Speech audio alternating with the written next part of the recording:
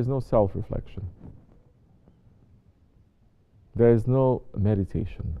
There is no to sit down and say, where have I gone wrong? To analyze your mistakes, where you've gone wrong, why this is happening. Believers knowing every bad thing that happens to them, it is from their own ego. What the khutbah is saying too, from the Hadith Qudsi and also from Ayatul Karimah. And whatever good thing it is coming from Allah, whatever bad thing is coming from your nafs. Bad things are happening.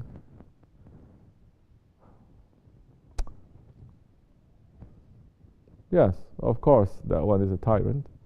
But where is the Muslim voice, the Imams and the Shaykhs, to bring that around to understanding spirituality and to use the spirituality and to say, where have we gone wrong that Allah subhanahu wa ta'ala is placing this kind of leader on us?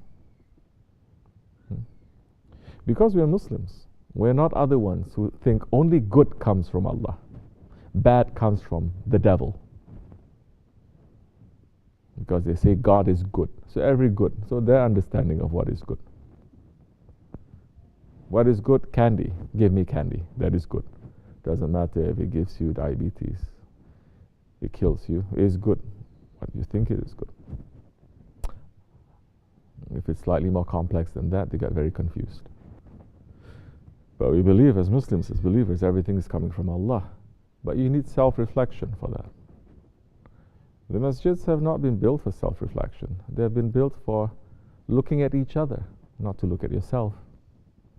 They've been it's interpersonal reflection. Social club. People are wanting the masjids also, but they don't want too much religion also in the masjids. And definitely no spirituality. And when things were coming up in this nation and certain ideas that were opposed to Islam, opposed to the teachings of the Prophet ﷺ, the Muslims are bending over backwards to say it is okay. Finding ayats, finding hadiths. They cannot, they make their own tafsir. Allah is merciful, don't judge anyone.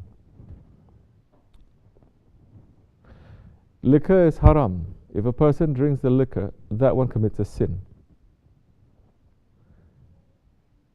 You have the right to say you're committing a sin. Now they're saying it is a sin to say to someone you've committed a sin. They have the boogeyman ISIS to say if you judge anyone, then you are a terrorist. MashaAllah, we become so merciful, that's why Allah is showing us so much mercy. So, where are the shaykhs and where are the imams, where are the Muslim leaders to speak up about anything these days? They're very quiet. Calculating. What is there to calculate? Yes, there is tyranny, open-faced tyranny. But we have done something to deserve this. Oh, don't say that. We are pure, we are innocent. We are sinless, don't you know? So there is no self-reflection. When there is no self-reflection, you don't know what's happening to you. You don't know why things are happening to you. And things will continue to happen to you. You'll be stuck. So, this is different from the sufferings of the first Jahiliyyah. Okay? Because in the first Jahiliyyah, they were following and submitting themselves, not to Allah, but to the Holy Prophet ﷺ. Only to the Holy Prophet ﷺ. When you have submission, you can have submission to Allah subhanahu wa ta'ala. Holy Prophet ﷺ was Khalifatullah.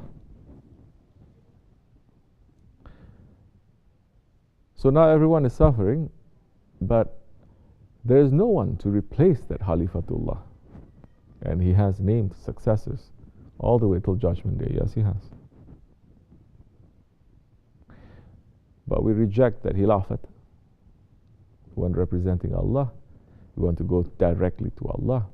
Now, even this understanding of the tawassul, intermediary, the wasila, the shafa'at, holding on to the Holy Prophet ﷺ, even inside Ahli Sunnah wal Jama'ah, this is put a question mark. Everyone is fighting about it. They're calling themselves Sunnis. So you don't have that. Then prepare yourself. You don't want mercy? Because that Khalifah is representing the mercy. The shadow of Allah on earth. There's coolness in the shadow, you understand? You don't want mercy, you don't want that shadow. Then welcome to the dunya, to the tyranny of this dunya. And so, Muslims, they've lost their tradition. What is this tradition we're talking about? The heart. Not going up and down. Not just learning how to read, not just learning the laws. Not just learning also which maqams to go, what du'as to make. But to have a heart, to care, to understand what is right and wrong, to support what is right, and to stop what is wrong as much as you can. These are lost teachings. Because the religion, especially in this country, has become just like, I was going to say, just like a piece of a dress, a jacket, a coat, clothes. I was going to say that, but in these days they don't even believe so much in Islamic clothes anymore. They don't even look Muslim.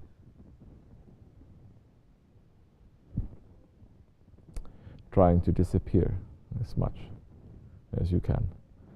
Where are those high-level sheikhs talking about unconditional love?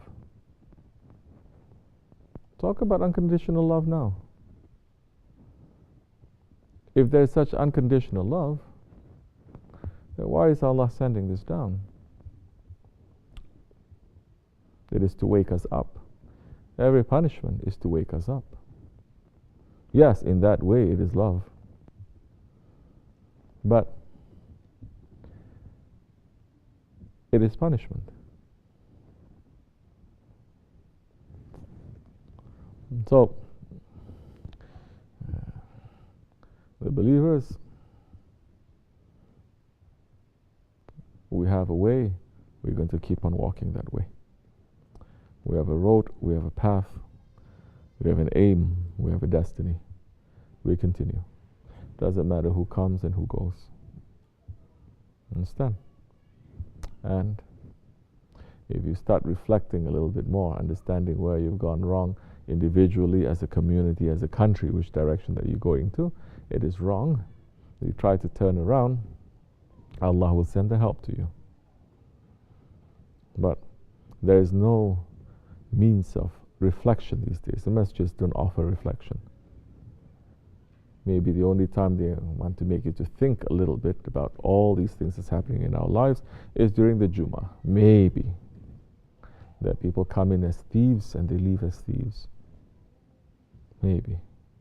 Other than that, the Jami, the masjid, is just like a community club. Not to make people to think, but just to go through life blindly, robotically again.